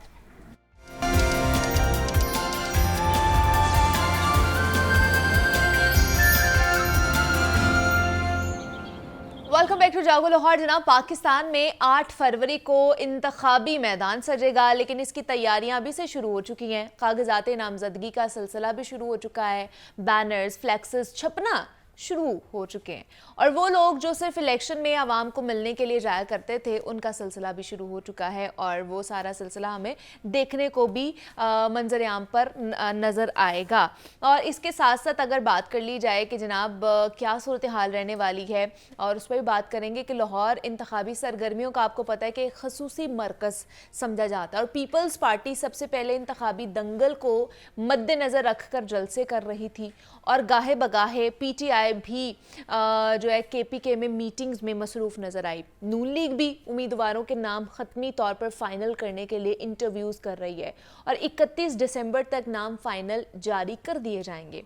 पाकिस्तान समेत जनूबी एशिया में अहमियत रखने वाले दीगर 2 ममालिक भी नए साल यानी कि 2024 में इंतखाबात के मार्के में दाखिल हो रहे हैं। पाकिस्तान में आपको पता है नवाज शरीफ, भारत में मोदी और बांग्लादेश में हसीना वाजिद वजारत उज़्मा के उम्मीदवार हैं और नवाज शरीफ चौथी, नरेंद्र मोदी तीसरी और हसीना वाजिद 6वीं टर्म के लिए मैदान में सरगर्म है। तीनों ममालिक में इंतखाबी सरगर्मियों का आगाज़ हो चुका है और उन मुल्कों में दिलचस्पी की एक कदरे मुश्तरक ये भी बात है कि तीनों मुल्कों में ही वजारत उज़्मा के जो उम्मीदवार हैं उनमें वो शख्सियात शामिल हैं जो इस वक्त वजारत उज़्मा के मनसब पर फाइज हैं या माजी में रह चुके हैं। तो ये कहना तो कबल अज़ वक्त होगा कि शायद नवाज शरीफ ही इस मुल्क के चौथी मरतबा वज़ीर आज़म बनेंगे। इसका फ़ैसला तो 8 फरवरी को ही होगा, लेकिन दीगर उम्मीदवार जिनमें बिलावल भुट्टो ज़रदारी भी नुमायां हैं और उसके साथ साथ चेयरमैन PTI भी इसी दौड़ में शामिल हैं। तो क्या सूरत हाल है सियासत के हवाले से और शहर लाहौर में क्या सूरत हाल रहने वाली है, इस पर बात कर लेते हैं। और हमारे साथ इन स्टूडियोज़ में जाहिद आबिद साहब ने हमें ज्वाइन किया है और लियाकत अंसारी हैं, उन्होंने भी हमें ज्वाइन किया है। लियाकत साहब आपको भी वेलकम कहती हूँ और जाहिद साहब आपको भी वेलकम कहती हूँ जागो लाहौर में। सुबह सवेरे हम सियासत पर बात करने वाले हैं और कुछ बात करेंगे कि जनाब के जमातों ने क्या अपना एक प्लान तैयार किया गया है, किस तरह वो डोर टू डोर जाके कैंपेनिंग करेंगे और लोगों को कन्विंस करेंगे कि उन्हें वोट दे। और दूसरा इलेक्शन कमीशन के हवाले से क्या क्या है, कितने उम्मीदवारों ने जो है वो कागजात नामजदगी जमा कराई है, क्या फिक्सेस हैं और क्या प्रोसीजर है उसका, उस पर भी बात करेंगे। जाहिर साहब क्योंकि कल आप इलेक्शन कमीशन से ही हमें अपडेट भी कर रहे थे, तो क्या सूरत हाल थोड़ी हमें अशफाक ने बताई, थोड़ी आप बताएं कैसी गहमा गहमी रही, कितने दिन तक ये जो है इनको टाइम दिया गया है कागजात नामजदगी जमा कराने और ख़ासतौर पर कितनी फ़ीस है, ये कितने पैसे हैं जो इन्होंने जमा करवाने हैं। आज सबसे पहले तो एक बड़ा ये खुशाइंद और मुस्बत पेशरफ्त है जो कि इलेक्शन के हवाले से हो रही है, क्योंकि एक कन्फ्यूजन चल रही थी जिसमें किसी हद तक अब एक खत्म होती हुई नजर आ रही है और एक जमहूरी प्रोसेस जो है वो शुरू होता हुआ नजर आ रहा है, क्योंकि ये सिर्फ सियासत का इससे अमल दखल नहीं है, आपकी मईशत का बड़ा अमल है। इसमें जुड़ी हुई है। अगर आपकी हुकूमत को इस्तेहकाम हासिल है, सिस्टम को इस्तेहकाम हासिल है, तो आपकी मईशत भी आगे बढ़ती है। तो ये एक खुशाइंद चीज़ है और इसके लिए पूरा एक सबको इसमें अपना किरदार अदा करना चाहिए कि इलेक्शन बर वक्त हो और बेहतर अंदाज में हो। तो कल जो हमने देखा कि वाकई कल कोई पहला रोज़ था जिसमें लोगों का इतना ज़्यादा रश नहीं था, लेकिन मजमूई तौर पर जो लोग आ रहे थे वो एक इत्मीनान का इजहार कर रहे थे।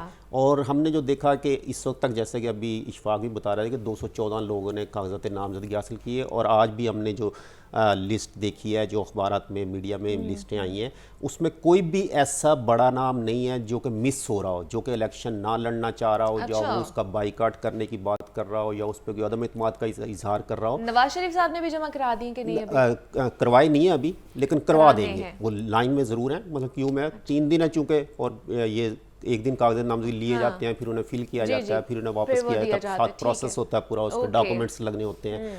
तो ये एक ऐसा लग रहा है कि जिसमें तमाम बड़ी क़यादत जो है, वो चाहे नून लीग की हो, चाहे पीटीआई की हो, चाहे आईपीपी की हो, चाहे पीपल्स पार्टी की हो, चाहे जमात इस्लामी। अभी हम देख रहे थे कि जमात इस्लामी बाकायदा अपने काफ़िले के साथ कागज़ जमा करवाने जा रहे हैं, जमात इस्लामी वाले भी, मतलब वो भी एक बड़ी अच्छी एक उनकी रवायात होती हैं। तो ये एक ऐसा प्रोसेस शुरू हो रहा है जो कि लोगों को बड़ा इंतज़ार था कि ये इलेक्शन की गहमा गहमी शुरू हो, और लोग इंतज़ार सिर्फ वोट देने के लिए नहीं करते, एहतसाब के लिए भी करते हैं। Exactly, कि लोगों का हम एहतसाब भी करेंगे जब हमसे वोट मांगने आएंगे। एग्जैक्टली, क्योंकि 5 साल तक आप मंजरे आम से गायब रहते हैं, और उसके बाद फिर आके जब आपको पता चलता है अच्छा अब हमें वोट डालने हैं, तो फिर आप डोर टू डोर कैंपेनिंग करते हैं, लोगों से जाके मिलते हैं, मुलाकातें करते हैं, उनको बोलते हैं अच्छा अब हम आपके जो मसाइल हैं वो उनको हल करेंगे। तो लियाकत साहब, इस पे आप क्या कहेंगे कि 5 साल आप मंजरे आम से गायब रहे, और एट द एंड जब आपको पता चले कि अब इलेक्शन होने वाले हैं, तो अब आप लोगों के घरों तक जाएं, जाके नॉक भी आप करेंगे, तो इस पे फिर मूड क्या होता है लोगों का, क्या रिस्पॉन्स देते हैं लोग? इसमें 2 तरह के रिस्पांस होते हैं। एक तो पार्टी की सतह पे रिस्पांस होता है कि पार्टियों का एहतसाब होता है उनकी लीडरशिप का, यानी लोगों को नवाज शरीफ के नाम पे वोट मिलेंगे, और पीडीएम की परफॉर्मेंस और नाकिस परफॉर्मेंस पर उनका एहतसाब होगा या अप्रिसिएशन होगी। और दूसरा जो है वो इंडिविजुअल वोट भी मैटर करते हैं। जहाँ तक बात है कि कागजात नामजदगी कल शुरू हुए, तो हल्की सी इलेक्शन की एक थोड़ी सी गहमा गहमी शुरू हुई नज़र आई है। इशफाक जो बता रहे थे कि बड़ी तादाद में आज़ाद उम्मीदवार जो हैं वो कागजात हासिल कर रहे हैं, दरअसल वो आज़ाद नहीं है, वो पीटीआई के लोग हैं। पीटीआई के लोगों ने अपनी शनाख्त खुफिया रखने का फ़ैसला किया है, क्योंकि जिस तरह उनके जो लोग कागजात नामजदगी हासिल करके जो नाउन लोग हैं उनके निकलते हैं, तो उनसे कागजात छीने जाने की इतलात आई हैं। जैसे उमैर खान न्याजी ने इल्ज़ाम आयद किया कि उनके वालिद उनके लिए मियाँ वाली से कागजात नामजदगी लेकर निकले, तो वहाँ के डीएसपी ने कागजात छीन लिए, और शहरों में भी ये है। तो पीटीआई ने यह स्ट्रेटजी इख्तियार की है कि चूँकि टिकट के लिए जो है वो अलॉटमेंट की आखिरी तारीख 12 जनवरी है, तो वो 11 से 12 जनवरी में ही अपने लोगों को टिकट जारी करेंगे। उस वक्त तक सब लोगों को कहा गया है कि आप अपने अपने जिस हल्के से इलेक्शन लड़ना चाहते वहाँ कागजात नामजदगी जमा करवाएं। कोई शनाख्त नहीं है कि आपका तलक पीटीआई से या पीपल्स पार्टी से या नून लीग से या किससे, आप बस कागज जमा कराएं, स्क्रूटनी कराएं आज़ाद उम्मीदवार के तौर पर। और जब आखिरी दिन जब उस तमाम प्रोसेस से आप पास होकर निकल जाएंगे, और फिर उसके बाद कहीं आपके कागज़ चैलेंज नहीं हो सकते, जब आप स्क्रूटनी से निकल जाएं, ट्रिब्यूनल से निकल जाएं, तो उसके बाद फिर 11 या 12 जनवरी को। अब लाहौर जो है, इसमें शहबाज शरीफ साहब ने लाहौर से ही इस दफ़ा फिर इलेक्शन लड़ने का फैसला किया है। और किस-किसने लड़ने का फैसला किया? साबिक चेयरमैन पीटीआई जो हैं, उन्होंने भी लाहौर से, उन्होंने 3 शहरों का इंतखाब किया है, लाहौर, इस्लामाबाद और मियाँ वाली। तो माजी में भी 2018 के वो इंतखाब में 5 जगह से जीते थे, जिनमें लाहौर, इस्लामाबाद, कराची, मियाँ वाली और बनू, 5 जगह से लड़े थे, 5 जगह से जीते थे। तो अब उन्होंने 3 जगह से कल फैसला किया है कि वो इलेक्शन लड़ेंगे। लेकिन अभी तक लियाकत साहब उनका फाइनल तो हो नहीं रहा ना कि पीटीआई को इंतखाबी निशान मिलेगा या नहीं मिलेगा, अभी इस पे भी कंफ्यूजन चल रही है। वो कानूनी जंग साथ साथ जारी रहेगी, वो जंग भी जारी रहेगी कि उनके तंजीमी इंतखाबात को तस्लीम करके रजिस्ट्रेशन सर्टिफिकेट दिया जाए, उनको बल्ले का इंतखाबी निशान अलॉट किया जाए। उसके लिए तो उनकी इलेक्शन कमीशन में जंग जारी है, कानूनी जो से जंग हम कहते हैं। बाकी जो है उन्होंने इलेक्शन के प्रोसेस में तो हर हाल में रहना है उनके लोगों ने। नामवर वकला के नाम आ रहे हैं, जैसे शोएब शाहीन जो है इस्लामाबाद से इलेक्शन लड़ेंगे, सलमान अकरम राजा जो हैं वो लाहौर से इलेक्शन लड़ेंगे, सरदार लतीफ़ खोसा जो है वो लाहौर से इलेक्शन लड़ेंगे। ये वो लोग बड़े नाम हैं, मतलब सलमान अकरम राजा हो गया, लतीफ़ खोसा, इन पर जब इंतज़ामिया हाथ डालेगी तो ज़रा खबर जो है फिर नेशनली इंटरनेशनल लेवल तक जाएगी, बिल्कुल ट्रू, फिर वो एक एम्बेरसमेंट भी होती है। अच्छा। बहरहाल मुस्लिम नून की बात करें तो मुस्लिम नून तो जाहिर है उसके पास फ्री हैंड है। उन्होंने भी ये फैसला किया है कि जब ये कागजात नामजदगी के सारे प्रोसेस मुकम्मल हो जाएंगे उसके बाद फिर वो जलसों की तरफ जाएंगे। अभी तक वो भी जलसे नहीं कर रहे, अभी नहीं कर रहे हैं तो अभी, लेकिन उन्होंने कोई प्लान PTI आउट को तो किया होगा खैर ना। अल्लाह के फजल से माहौल ही नहीं मुयस्सर कि वो बेचारे क्या करेंगे। उन्हें तो जलसे इजाजत ही नहीं दी जा रही ना कि वो पीपल्स पार्टी क्या वाले कर हैं सके। वो तो गाहे बगाहे वो अपने तो जलसे कर आते ही रहे जाते हैं, वो तो जलसे भी कैंपेनिंग कर- अपनी कर रहे हैं। अच्छा, जैसे मैंने जाहिर साहब बात की थी कि क्या फीस है, क्या प्रोसीजर है कागजात नामजदगी जमा कराने के हवाले से, वो भी बता दें। जी बिल्कुल, MPA और MNA का अलग-अलग क्राइटेरिया अच्छा। रखा गया है। जो MPA है उसके लिए 20,000 ज़र ज़मानत जमा करवाना होता है साथ अपने कागजात के, जबकि MNA के लिए 30,000 रुपया फीस जमा करवानी होती है। लेकिन इसके साथ दीगर प्रोसेस होते हैं जो कि काफ़ी लेंथी और काफ़ी एक तैयारी करनी पड़ती है उनमें, जिसमें आपके गोशवारे सबसे अहम होते हैं कि जिसमें आपने अपने इनकम टैक्स गोशवारे और ख़ास तौर पर फैमिली के असासाजात बताने होते हैं, तो वो भी लाजमी होता है। तो ये भी ज़रूरी होता है कि शादियां कितनी वो भी बतानी पड़ती हैं। अच्छा, कितनी 2 है 3 है ये भी बतानी। कई लोगों की शादियों का इंकशाफ उनके इलेक्शन के वो उसके कागजात नामजदगी में होते हैं, क्योंकि वहाँ वो झूठ नहीं बोल सकते तो वो फिर मजबूरन उन्हें जाहिर करना पड़ता है, जो कि जाहिर नहीं इसलिए खुफिया शादियां ना सियासतदानों की जाहिर होने का वक्त आ गया है। ठीक तो है, ये बड़ी इन 5 सालों में किसने कितनी शादियां की है पता चलेगा। बड़ी इंटरेस्टिंग चीज़ें निकलती होती है। तो ये काफ़ी लंबा प्रोसेस होता है, लेकिन जिन्होंने इलेक्शन लड़ना होता है उनकी पहले से तैयारी लेकिन की बहुत होती से है, ऐसे उन्होंने होते हैं तमाम ना चीज़ें। कि जो कागजात मुस्तरद भी हो जाते हैं, उनकी क्या वजह होती है? इन्हीं वजूहत की बिना पर, किसी का कागजात नहीं है, किसी का अच्छा। ID कार्ड, बाज़ दफ़ा एक बड़ा लाहौर का ही एक बाई इलेक्शन था जिसमें तजवीज़ कुनिंदा और तईद कुनिंदा उस हल्के के नहीं थे जिसका उन्होंने कर दिया। तो वो एक ऐसी टेक्निकल गलती थी जो शायद जानबूझ के की गई या हो गई, लेकिन उसकी वजह से हो गए, मतलब वो होने चाहिए उसी हल्के के लोग होने चाहिए। तो ये छोटी छोटी गलतियाँ बाज़ दफ़ा दानिस्ता नादानिस्ता कर दी जाती हैं, जिसकी वजह से दूसरा मुखालिफ जो बाकायदा नज़र रख के बैठा होता है कि जैसे ही कागजात जमा हो उनके पास ही कापी होती है कि इस बंदे ने कहाँ कहाँ कोई ऐसी चीज़ छोड़ी है जिसे हम चैलेंज कर सके। कोई केस उस पर पुराना निकल आता है जिसका उसको शायद खुद भी पता ना हो, लेकिन उसको पता चलता है जी इस पे फलां दौर में कोई केस हुआ था। एक परवेज़ रशीद एक का वाक़या बड़ा मशहूर हुआ था कि उन्होंने कागजात जमा कराए तो अचानक सेनेट से एक लेटर आ गया कि इन्होंने इतने बकाया जात अदा करने हैं। तो उसकी वजह से उनके कागजात मुस्तरद हो गए, तो कहते मुझे पता भी नहीं है, मुझे पहले कभी नोटिस नहीं। तो इस किस्म की बातें होती रहती हैं इलेक्शन में।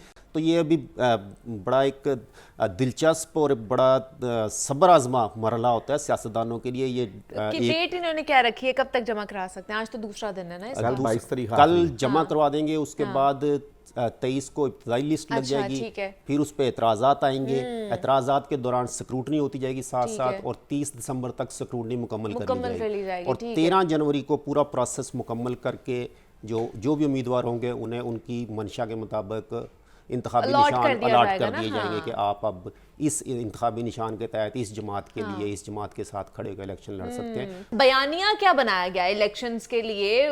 मतलब obviously door to door campaigning करनी है सबने, नून लीग ने, PTI ने, पीपल्स पार्टी ने, तो क्या बयानिया बनाया गया? PTI के पास तो बड़ा मजबूत बयानिया है। दो तरह के बयानिया ना, एक नून लीग PDM की जो हुकूमत की नाकस परफॉर्मेंस थी वो उसका बयानिया है, दूसरा जो उनके साथ जुल्म सितम मुबैना तौर पर जो कहते हैं कि हमारे साथ हो रहा है, उनका वो बयानिया है। उनके दोनों बयानिया बिकने वाले हैं और बिक भी रहे हैं पब्लिक।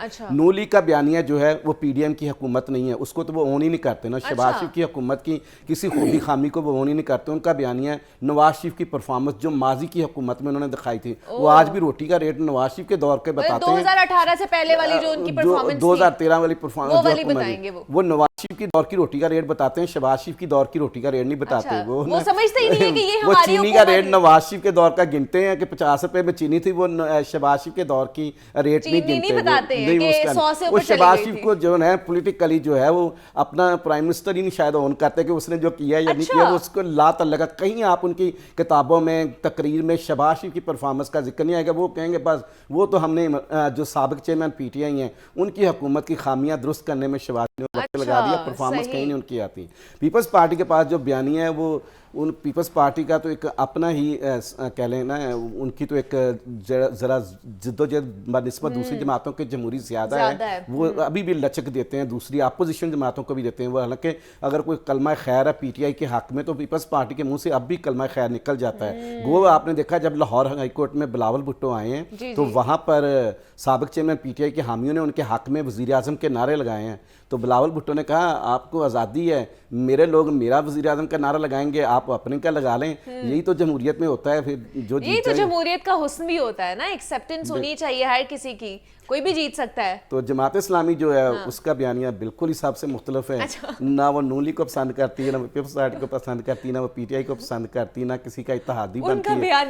उनकी बयानिया यही है, सोलो फ्लाइट और इस्लामी निज़ाम। अच्छा, वो इस्लामी निज़ाम जो है वो राइज किया जाए पाकिस्तान में। लेकिन अच्छा, थोड़ा अब दोनों से लास्ट क्वेश्चन ये करूँ कि फीडबैक क्या आ रहा है, अवाम क्या कह रही है, वो किसकी तरफ ज़्यादा झुकाव नज़र आ रहा है? मार्केट में निकलते हैं या फील्ड में निकलते हैं तो क्या बात होती है और क्या कहते हैं? देखिए, अवाम का जो है, अवाम तो तंग है इन सियासी हुकूमतों की परफॉर्मेंस से। अच्छा, मतलब बिलखसूस जो आखिरी कह लें कि दौर तो कोई भी अच्छा नहीं रहा है, जो आखिरी अभी पीटीआई का दौर भी कोई इतना अच्छा नहीं था। लेकिन उनके साथ जो हुआ वो लोग वो भूल गए, और जो 16 माह के पीडीएम का दौर था उन्हें वो याद रह गया, क्योंकि आखिरी दौर वही गुजरा है ना। तो लोग पिछला भूल जाते हैं, अगला उन्हें लास्ट वाला याद रहता है। तो लोग तो मायूस हैं। लेकिन इसके बावजूद जो है, बहरहाल सियासी जमातों की कोशिश है कि बिलखसूस पीटीआई की, कि अगर ये टर्न आउट जो है वोट डालने की शरह 60% से ऊपर चले जाए, तो अगर उन्हें कोई मुबैना तौर पर धांधली के तहफ़्फ़ुज़ात भी हैं तो 5-10 हज़ार की अगर धांधली हो तो वो कवर कर लेंगे। उनका ये मतलब खुशफहमी कह लें, दावा कह लें, क्लेम कह लें या गलतफहमी कह लें, बहरहाल वो चाहते हैं कि वोट टर्न जितना ज़्यादा होगा उतना उनको फ़ायदा होगा, शायद उनकी पॉपुलैरिटी में वोट बढ़ जाए। अगर थोड़ा होगा तो नून लीग के जीतने के उनका ख्याल है ज़्यादा चांस है। बहरहाल असल बात यह है कि उस तरह का सियासी माहौल अभी बना नहीं है जिसमें हम कह सकें कि पता नहीं टर्नआउट कितना जाएगा, 50% जाएगा। उसी का मजा आता है जिसका पहलवान अखाड़े में दूसरा भी हो। अकेला ही पहलवान खेली जाए तो उसको कौन देखता है फिर?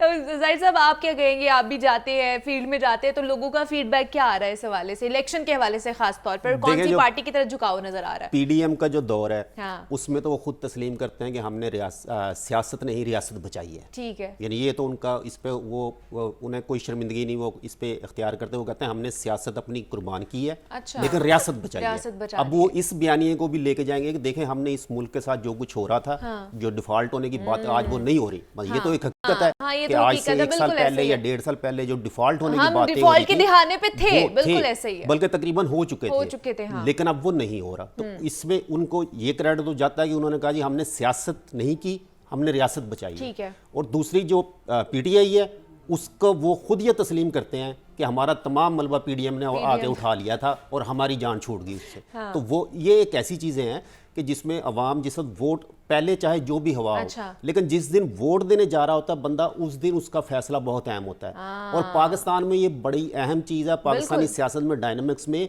कि आप पहले से पोल्स जो हैं वो नहीं हो सकते। यहाँ पे इतनी वो सर्वेज इतने कम्पैक्ट नहीं आते कि यहाँ पे हम उसकी बुनियाद पे फैसला कर लें।